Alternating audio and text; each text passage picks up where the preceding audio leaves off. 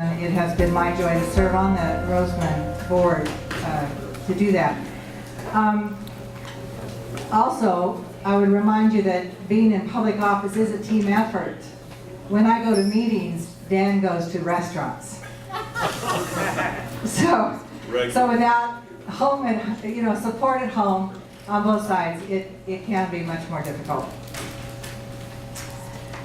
One of the things that really made it, it really brought home to me how important public service is when I knew I had to go public with chloramines. We had worked tirelessly against chloramines. The AVAC staff was not listening to us. Agency to agency was not working. And I knew I had to go public. I had to inform the people what chloramines were, that it was the addition of ammonia in the drinking water. I've been in this district since 1980. I was hired as the superintendent of Southern Kern Unified School District, and Mrs. Lansgard was on the board that hired me and came down here. I interviewed all of the parents and things who came into my district, or the Southern Kern Unified School District, and the one thing that they said, Dr. Scherer, we need a swimming pool. We need a pool. And it has taken us all this time to finally get a pool, but it has been something that I wanted to do. And so when the school board was sitting up here talking about all those things and everything, it reminded me of what we went through then. We have always had the best schools in this valley. There's 3 schools that are outstanding schools. My name is Rick Webb, and if you don't know me, I'll tell you a little bit about me. 29 years, Los Angeles Police Department. I've been shot, I've been stabbed, I've been ran over, I've been ran at, but I'm still here, so there's a reason. I have a wife, Sharon. She's the one that does all the photography for the Roseman News. 5 children. We're talking about the school district. UC Santa Barbara, UC Riverside. 4.0 students out of this school district, so thank the school board for it. That's what happened. So let me tell you about what I'm hoping to do. I'm hoping to just add the talents that I have with the police department. I was talking to my family, and in 29 years, anything you can think about that's happened in the city of Los Angeles, the Olympics, the riots, the earthquakes, plane crashes, all of it, I've been somewhere around it. For those of you who are not familiar with, a lot of people I hear say, what is the RCSD? We are the agency that handles the water, sewage treatment, parks recreation, graffiti abatement, and street lighting for the community of Roseman. And right now, my family and I, we've lived over Roseman for a little over 18 years. We've raised our children here. I've been married to my wife, Michelle, over here for 37 years. We have 5 great kids and 13 beautiful grandchildren. And I hope to have a lot more. I'm currently employed by the Los Angeles County Sanitation Districts. This is an agency that handles sewage and water reclamation for the County of Los Angeles.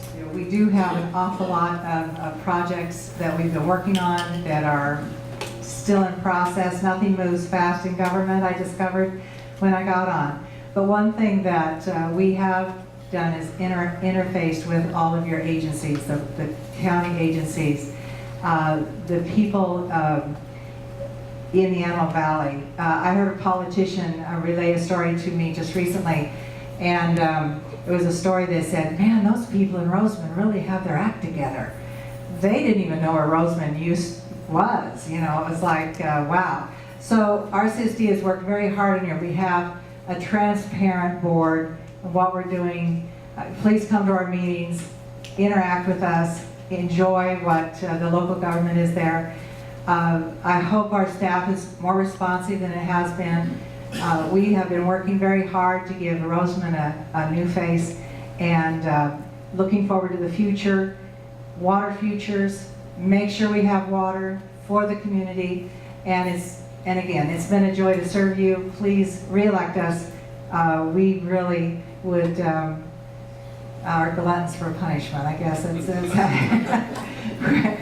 No, it's been a pleasure to serve you. I appreciate your vote. Thank you very much for your support on all issues, the chloramine issue and the water banking issue and those things that we've endeavored to bring to the community to make it better for you. Thank you very much. I've lived in this community 30 years. I own a business in this community. I pay taxes in the community. And I have one promise that I haven't fulfilled. And that is to get this community parks and recreation and a performing arts center.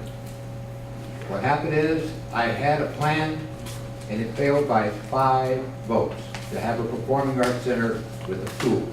And that's been my goal. Please give me the chance to get that for the children and get this community. I pay taxes in this community. I have never had an unlisted phone number.